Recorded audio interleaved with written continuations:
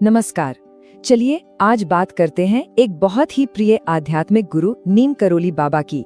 उनके जीवन से जुड़ी एक कहानी, एक ऐसा किस्सा जो दिखने में तो बहुत साधारण सा है, पर जीने और जाने देने की बड़ी गहरी बातें सिखा जाता है।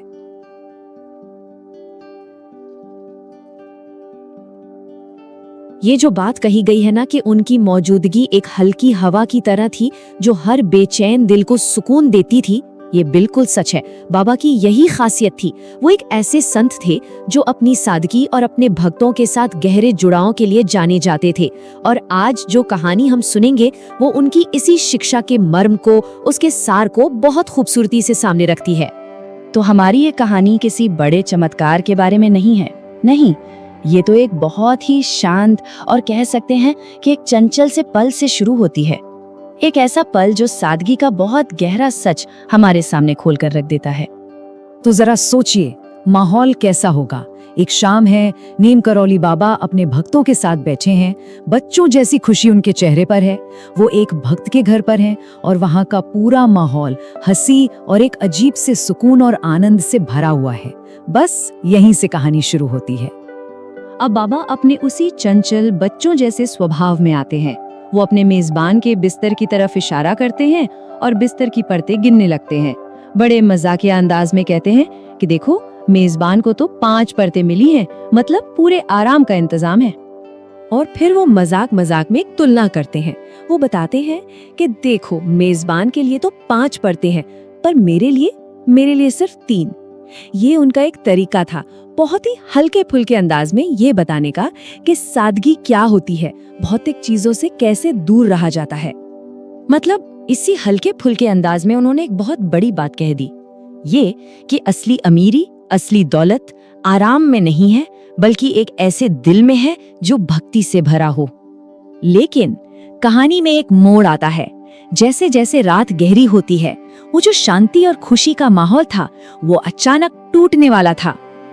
आधी रात का वक्त था। घर में पूरी तरह सन्नाटा पसरा हुआ था। सब लोग गहरी नींद में सो रहे थे, ये सोचकर कि बाबा तो पहले ही अपने कमरे में आराम करने जा चुके हैं। और तभी उस सन्नाटे को एक जोरदार आवाज चीर देती है। ये आवाज थी तुलाराम नाम के एक भक्त की। बस ये सुनना था कि सब लोग एकदम घबरा गए। एक ऐसी घबराहट जो चिंता और प्यार से भरी थी, और सब के सब चांदनी रात में नंगे पैर ही उन्हें ढूंढने के लिए दौड़ पड़े। भागते भागते ये बेचैन खोज उन्हें पास के रेलवे स्टेशन पर ले आती है। और यहीं इसी प्लेटफॉर्म पर इस कहानी की सबसे बड़ी सीख सामने आने वाली थी।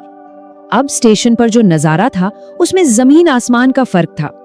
एक तरफ थे भक्त जिनके दिल जोरों से धड़क रहे थे, दिमाग बिल्कुल खाली हो चुका था, बस प्यार में भागे चले आ रहे थे। और दूसरी तरफ थे नीम करोली बाबा, एकदम शांत, बैठे हुए, तेजस्वी और पूरी तरह से बेफिक्र, जैसे कुछ हुआ ही ना हो।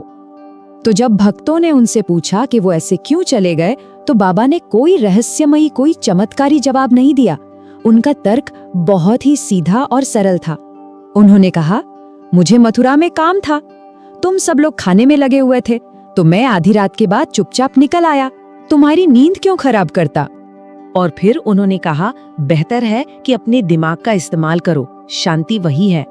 देखिए कितने सरल शब्दों में उन्होंने कितनी गहरी बात सिखा दी कि सच्ची भक्ति का मतलब हमेशा बेचैन होना या घबरा जाना नहीं होता। कभी कभी शांति से सोचना, समझदारी दिखाना, ये भी भक्ति का ही एक रूप है। तो सबक ये था कि सच्ची आस्था घबराती नहीं है, वो समझती है। और हाँ, ट्रेन में बैठने से पहले उन्होंने एक छोटा सा वादा भी किया कि आगे से वो हमेशा बता कर जाएंगे, और ये वादा उन्होंने अपनी पूरी जिंदगी निभाया। तो चलिए अब इस कहानी के आखिरी हिस्से में चलते हैं और समझते हैं कि ऐसे गुरु के साथ जीवन जीने का असली मतलब क्या था। उनके भक्त याद करते हैं कि बाबा के साथ जीवन कोई फूलों की सेज नहीं था। कई बार सड़कों के किनारे सोना पड़ता था, कभी पुलियों के नीचे, तो कभी खुले आसमान के नीचे।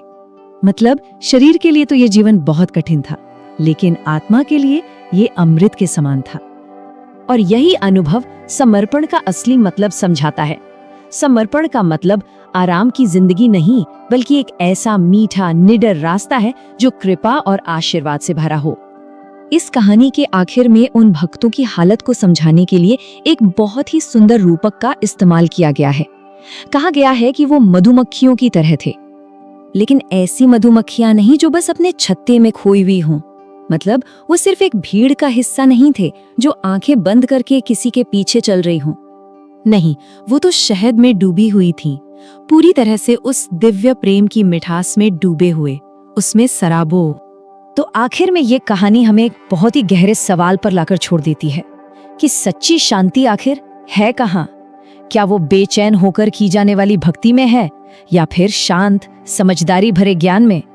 शायद जैसा नीम करौली बाबा ने दिखाया, सच्ची शांति इन दोनों के एक खूबसूरत संतुलन में ही बसती है।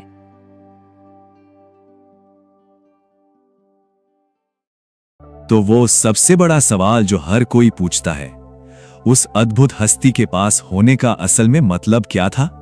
क्या एहसास था वो? इसका पहला जवाब आपको शायद थोड़ा हैरान कर दे। ये किसी गहरे आध्यात्मिक रहस्य से नहीं, बल्कि एक बच्चे की खिलखिलाहट से आता है, एक बेहद सरल और शुद्ध आनंद की भावना से। जरा सोचिए, एक ऐसी जगह जहां हर तरफ बस हंसी खुशी है, एक अपनापन है, एक ऐसा जश्न जो कभी खत्म ही नहीं होता। बस उनके पास होने का एहसास कुछ ऐसा ही था। पर ये तो बस शुरुआत थी। इस हंसी मजाक और इस सादगी के पीछे एक बहुत ही गहरा रहस्य छिपा हुआ था। चलिए अब उस पर्दे को थोड़ा सा हटाते हैं। तो सबसे पहली चीज जो किसी को भी महसूस होती थी वो ये कि बाबा किसी भी संत की परिभाषा में फिट ही नहीं बैठते थे। लोगों के दिमाग में जो एक छवि बनी होती है ना, उन्होंने उस हर छवि को तोड़ दिया। मतलब हम कहानियों में सुनते हैं कि संत उपदेश देते हैं, नियम से रहते हैं, पर बाबा, उनके शब्द कभी कभी चुभने वाले होते थे। उन्हें कोई नियम बांध नहीं सकता था। और उनका पहनावा एकदम साधारण सा कंबल, वो बिल्कुल वैसे नहीं थे जैसा लोगों ने सोचा था। और यहीं से हमें एक बहुत बड़ा सबक मिलता है कि जरूरी नहीं कि दिव्यता हमेशा उस रूप में दिखे जैसा हम सोचते हैं। अक्सर वो बेहद साधारण चीजों में छुपी होती है। उनकी इस अनोखी मौजूदगी का असर उनके आसपास के लोगों पर भी पड़ता था। उन्होंने एक ऐसा समुदाय बनाया जो अपने आप में एक मिसाल था। देखते हैं कैसे। उनके पास समाज की हर दीवार जैसे गिर जाती थी। अमीर, गरीब, पढ़े लिखे, अनपढ़, हिंदू, मुस्लिम, ईसाई, यहाँ तक कि वो लोग भी आते थे जो कहते थे कि हम भगवान को नहीं मानते। सबके लिए जगह थी। आप इस बात की कल्पना करके देखिए, एक तरफ देश का बड़ा वीआईपी नेता बैठा है और ठीक उसके बगल में एक नामचीन डाकू, और दोनों उनके सामने एकदम शांत चुपचाप बैठे हैं। यह दृश्य अविश्वसनीय था। और ये इस बात का जीता जागता सबूत था कि सच्चा प्रेम कोई सीमा, कोई सरहद नहीं जानता। जहां सच्ची दिव्यता होती है, वहां सारी दीवारें अपने आप पिघल जाती हैं। अब एक और दिलचस्प बात, उनके सिखाने का तरीका क्या था? क्योंकि ये कोई आम तरीका तो बिल्कुल नहीं था। उन्होंने कभी लंबे चौड़े प्रवचन नहीं दिए। उन्होंने कभी नहीं कहा कि मेरी पूजा करो। लेकिन उनके आसपास रहने वाले लोगों में एक गहरा बदलाव आ रहा था। वो अंदर से बदल रहे थे। इससे साफ होता है कि उनकी सीख उनके शब्दों में नहीं थी। उनकी सीख उनकी मौजूदगी थी। उनका होना ही सबसे बड़ा सबक था। और फिर समय का पहलू आता है। ऐसा लगता था जैसे बाबा पर समय के नियम लागू ही नहीं होते थे। एक ही पल में वो कई अलग अलग समय में जी रहे होते थे। एक तरफ वो रसोई में बता रहे हैं कि आज क्या बनाना है, तो दूसरी तरफ एक बच्चे को उसका भविष्य बता रहे हैं। फिर किसी को उसकी पुरानी गलती के लिए डांट रहे हैं, और अचानक किसी के मन में चल रहे सवाल का जवाब दे देते हैं बिना उसके पूछे। एक ऐसी चेतना की तरफ इशारा करता है जहां समय एक सीधी लकीर नहीं है, बल्कि एक विशाल समंदर है जिसकी हर लहर तक उनकी पहुंच थी। और ये सब कुछ हमें आखिरी और शायद सबसे गहरी सीख की तरफ ले जाता है। इतना सब कुछ जानने के बाद भी, इतना सब कुछ देखने के बाद भी, जब भी कोई उनसे कुछ पूछता तो वो बस हंस देते थे और कहते थे, मुझे क्या पता। सोचिए कितनी गहरी विनम्रता थी ये। वो किसी परिभाषा में बंधना ही नहीं चाहते थे, क्योंकि जो अनंत है उसे आप किसी एक रूप में, किसी एक डिब्बे में कैसे बंद कर सकते हैं। तो आखिरी सबक यही है, दिव्यता को शब्दों से समझा नहीं जा सकता, उसे सिर्फ महसूस किया जा सकता है। जब प्रेम सच्चा हो तो आप उसे खामोशी में भी महसूस कर सकते हैं। तो ये विश्लेषण हमें इस एक सवाल के साथ छोड़ जाता है, क्या ऐसा हो सकता है कि जिंदगी के सबसे बड़े सच समझाने के लिए बने ही ना हो, बल्कि सिर्फ और सिर्फ महसूस करने के लिए बने हो?